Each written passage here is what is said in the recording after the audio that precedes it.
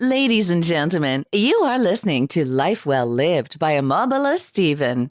It's an engaging and enlightening talk show on life, relationships, and the business of life. Grab a cup of juice and just chill. Life Well Lived by Omobola Stephen. Live life. Live fully. You are now tuned in to this week's episode of our podcast.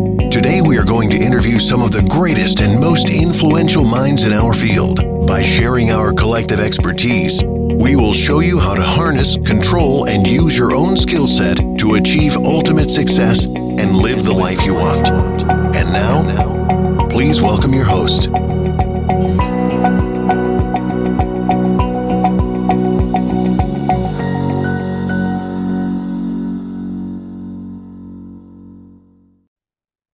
Good to have you on Live Lollies from Omobola Stephen. This is your host, Omobola Stephen. On the show, we like to address personal development and self-improvement topics. We come to realize with the passage of time the importance of personal development and self-improvement, as we really need it in life in order for us to move from where we are to where we need to be. Now, all the innate gifts set, all the potential that lie within us can only be maximized in our lives if we truly look inwards and if we begin to have a transform mind shift, in the sense that we begin to maximize and also potentially reassess ourselves, personally developing and also self-improving ourselves. At the end of today, I bet you now we're going to really have a really transformative life if we don't give up. We should learn to trust the process at the end of today.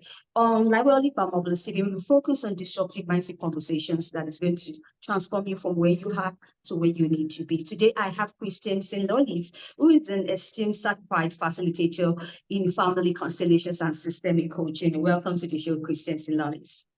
Thank you. Thank you. It's an honor to be here as a guest on your show. It's an honor to have you on the show once again. And you have such an interesting and a peculiar niche talking about family constellations. My audience will like to know what family constellations really is and why is it important for us to explore now in terms of healing and self-discovery. Yeah, absolutely. And let me just give you some context of how family constellations was developed in recent time. Bert Hellinger is a German man that is accredited in Western psychology for developing it in Western psychology. Now, the truth of this is that family constellations existed much longer before, and Bert Hellinger, German man, was serving the Christian church on a mission in South Africa, and he spent time with the Zulu tribe there, and he was on a mission trying to convert them of the Christian faith-based mission that he was on. And when he spent time with the Zulu tribe, he saw them anytime there was disputes within the tribe, they would get the tribe together and they would get help from their ancestors in a type of a healing circle. And, you know, as a conservative man from the church mission, I understand that he was first a little bit skeptical of this way, but he saw it work over and over. And so he decided to take this healing modality back to Europe, into Germany, where he was from, and that's where he developed it. And family constellations is now, you know, one of the fastest growing therapeutic healing modalities there is. And so that's the context of how it was found and developed. It existed, you know, much longer with various indigenous tribes all over the world. And it's now only recently really gaining a lot of traction in Western psychology. What family constellations allows an individual to really do is to explore their relationships that they have embedded inside them within their family. And so if you think about that, the relationships within your family are the most important to us, because That's where we come from. We come from a family system. We're bound by the DNA and blood. That's how we came to the world. We're an extension of the family that we were born into. And so you have to think about all the traumas, all the events, everything that the family has ever experienced is really a part of us. And there are three principles in family constellations. One, that everybody is included, that there's no secrets, there's no exclusions. Two, that the balance of exchange of give and take is balanced. Now, there's an exception in some structures where there's a more hierarchical structure. For example, the parent gives and the child takes. So that's one of the only relationships where the balance of exchange is not reciprocal. And then the third principle is that that there is an order, and that this order is respected, and that there's nobody acting out of place. And an example of this is that that you don't have a child trying to be a caregiver for one of the parents, because then that would be acting out of place. And so these are the three principles. And I've done a lot of modalities in my own spiritual quests to find myself. And I did cognitive behavioral therapy. I worked with Joe Dispenza, meditation, and understanding the energy centers within us, and a lot of yoga practice, different types of therapies like CBT, cognitive behavioral therapy. And towards the end of my quest, and I'm not at the end, it feels still like a beginning, but I came across family constellations, and it was profoundly impactful, because there's two ways that you can address therapy in family constellations. You can have a one-to-one session with a certified practitioner, or you can join a healing family constellation circle. And in the circle, what happens is that you have basically the practitioner, the facilitator of the circle. He's the certified practitioner. And then you have a person that wants to explore the family dynamics. And the person that wants to explore the family dynamics will pick representatives from the healing circle to represent their ancestors, their family system. And it's fascinating because these people can feel, and a lot of times these are people that don't know each other, but as they are picked as representatives, they start moving in a circle and start facing different directions. And they start taking different places. And here we can explore, it's very interesting because these representatives can pick up the energy, and as they pick up the energy, we can explore what the picture is of the person that wants to explore their family system, what the picture is of their family, and they can see it physically. And sometimes they can see things that they hadn't seen before. And sometimes those things that we see we hadn't seen before in a different light can help us make peace much quicker and energetically. And so so that's how family constellations works, from a holistic or high level. But and that's how I found it, and that's the context. It existed for long time before it was really developed in Western psychology. Right now, talking about constellation, family constellation therapy, at what point should a person begin, to decide they want to engage in this therapy? What are the signs they begin to notice about or what are the patterns that they begin to notice in their lives that can push them towards this step? Yeah. So, going back to the three principles that I mentioned, that there's no big family secrets. Secrets is stuck energy. And so no secrets, no exclusions. So those are questions to ask. Is there anybody in my family that's been excluded in the last few generations? Are there any secrets that are not being talked about? The next one is the balance of exchange.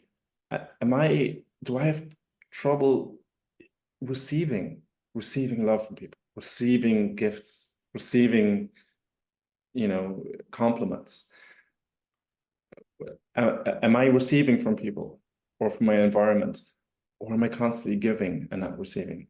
So the balance of exchange is a good also question to ask. Like, am I giving a lot? Why am I giving a lot? When I'm giving, what's my intention of giving and receiving? And the third is, is everybody in place? Is there anybody acting out of order in the family? Is there anybody trying to parentify the parents? Is there anybody trying to act bigger than they are? Parents are always bigger and the children are smaller. And those are questions to ask. How do I feel towards my parents, for example? Do I feel bigger sometimes? Do I feel really in the right place? That's where I would start. Am I repeating patterns that have existed in the family? Are there destructive patterns? Because patterns really are a release valve of stuck energy, and patterns can be constructive or they can be destructive. And constructive pattern is, anytime I feel stressed, I take up a book and I read and I relax myself or meditate, right? Destructive pattern is anytime I'm stressed, I have a drink, or I have too many drinks, or I start engaging in arguments with certain relationships, right? So these are patterns to watch out for that maybe have existed before that we've unconsciously taken. Right. So the thing is, I haven't listened to your explanations about family constellations therapy. Do you think that our expectations can be met in this strategy? The expectations in terms of Yes, in terms of engaging in family constellation therapy, when the need arises, can our expectations be met at the end of the day? You know that in your explanation, I realized that there's a lot of questions that we begin to ask, right? And I also agree to the fact that if we don't ask questions, we can get answers. Yes. That's very important for us to understand. Sometimes curiosity kills the cat, but nevertheless, when it's necessary for us to begin to have a shift in our lives, the need for us to begin to ask questions, the right questions that's going to propel us from where we are to where we need to be, is absolutely important. Now, talking about engaging family constellation therapy, do you think that our expectations as regarding this can be met? I think, the expectations I think it's maybe personally, expectations in getting to know what I really want to know about myself and about things that are happening in my life and in my family. I recommend coming with no expectations, and to really see, because sometimes when we come with expectations, we maybe are not fully open, which what else could be unveiled. So my experience is that often people come with it's normal. People come with expectations a lot of times, and sometimes they find out something completely out of that they just were not aware of. That's the great thing about family constellations. It really helps reveal blind spots. The reality is that, often we grow up, the world is full of contradictions. And, anytime there's contradictions, there's an opportunity for blind spots to be created. And the expectation, if you come without expectations, I think we can be more open to really seeing what gets unveiled. that would be my recommendation. I'd like to ask you, how can a person know if they have trauma? I'd like you to share your own personal experience to bring home this point. Yeah, my personal experience. So, I was born in Germany. My dad is German and my mother is Irish, and both come from working class families and carried intergenerational trauma on the German side from the world wars, and the Irish side from the centuries of oppression and famine. And so, we're. And I love my parents and all my ancestors. They did the best that they could with the resources they had available, and I am their success, or the descendants are their success in a way, right? I understand fully that we come from a system, and I'm an extension of everything that really has happened before. And but my childhood was traumatic for me. And in the traumatic childhood, I grew up in a high crime neighborhood in Frankfurt, a city in Germany, for a while. I turned to soccer or football, which was, helped me stay off the streets. And we moved to Ireland when I was 11, and I gave up soccer and really fell out of love with playing soccer and football. And I spent a lot of times on the streets, and I engaged in, petty crime, taking things that had belonged to us, avoiding authorities, or engaging in drugs as well. And when I was in my early 20s, I turned my life around, and I started, get my first full-time job, and then worked my way up in the corporate world, and enjoyed an 11-year Amazon corporate career, which brought me to their global headquarters in Seattle. So I worked for 11 years for Amazon corporate, managing large teams, multinational, diverse, multifunctional teams, managing strategy and buying operations for some of the retail and cloud businesses. And, in this 11-year career, I was completely out of whack with the balance of exchange. I was constantly giving, and I was not able to receive. I was also acting out of place in my family. I was trying to be a caregiver a lot of times, and we had a lot of exclusions in my family. So there was a lot of, and this is before I knew anything about family constellations. I can say that now that I, know. I've done my own healing work, and I've studied a lot of different healing modalities. But towards the end of my career at Amazon, I was completely burnt out. I suffered a concussion, and in a way, it woke me up. All my anxieties were multiplied by a 10x factor. All the traumatic events that I had experienced, I had suppressed over time, were coming to the surface. And so I was having a very difficult time, and I just dove into really trying to understand myself, and I understood that I was dissociated or disconnected from my inner child, and I was also disconnected from my heart. And so I started studying a lot of psychology, and beginning a spiritual quest of finding myself. And I did a lot of different modalities, healing modalities like cognitive behavioral therapy, meditation, yoga. Spent a lot of time in nature, and towards the end of my quest, it feels like the beginning, I found family constellations. And once I heard, there was a speaker, her name is Michelle Bleckner, who's now my teacher and mentor.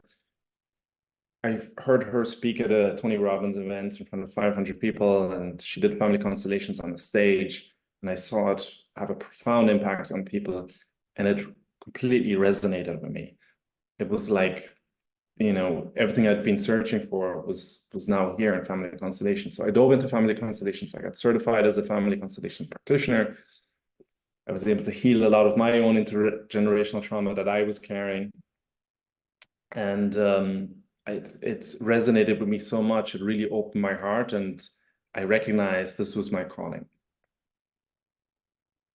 Right. No, so is there anything like false hope in trauma recovery or trauma therapy? Say that again, sorry. Do you think there's anything like false hope in trauma therapy? Did you say falsehood? False hope. Do you think False. there's anything like false hope in Oh, terms false. of trauma therapy? Yes. Do I think there's something like false hope in Yes. For people who engage in trauma therapy, do you think there's anything like false hope in this situation? So, you know, everybody has a different experience and different obstacles to overcome in their own quest of overcoming trauma.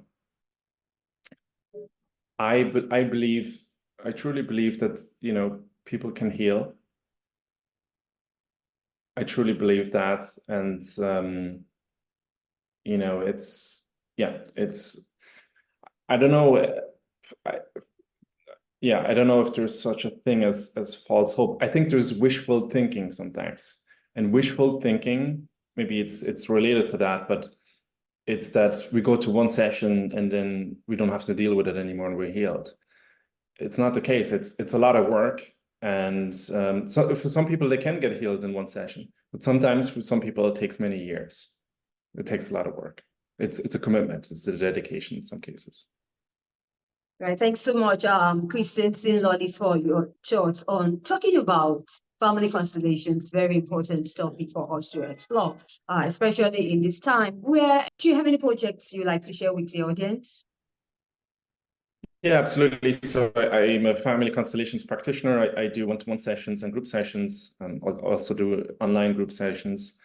In addition to that, I'm also a systemic constellations practitioner, and I help organizations or businesses create excellent group dynamics, cohesive teams that are highly productive. And so, yeah, so I offer those services, and people can find me on systemiclens.com. Right. Any parting word you'd like to share with my audience? Yeah, I mean, so a couple of things I learned. One is that energy, and this is this is physics, this is the law. Energy cannot be created or destroyed; it can only be transformed. And so when we have stuck energy within us, or we have negative energy, the question is, okay, how do we transform that energy? It's through the heart. So once we connect to the heart, we can transform the negative energy into something positive and constructive. Families that are disjointed or disorientated are one heart away from opening to creating order again. So one person to open their heart in a family can reorder the family again. So the heart, the way through the heart is the way to go from my experience. Right, thanks for sharing that inspirational line with the audience and Christian. I really want to wish you best of luck in all the projects that you embark upon. Thanks for joining me on the show. I wish you all of the best from Lollies by Omobola Stephen Show. Thank you so much, Omobola. Thank you. Sure. Now, if you'd like to catch up with any missed episodes of the show, you can go on any course formation platforms or any podcast distribution platforms online, and you have a great time as you listen to expert professionals and thought leaders share their disruptive mindset conversations and insight on topics and subjects on the personal development and self-improvement. I need you always to stay safe as we talk to you, sir. Bye for now.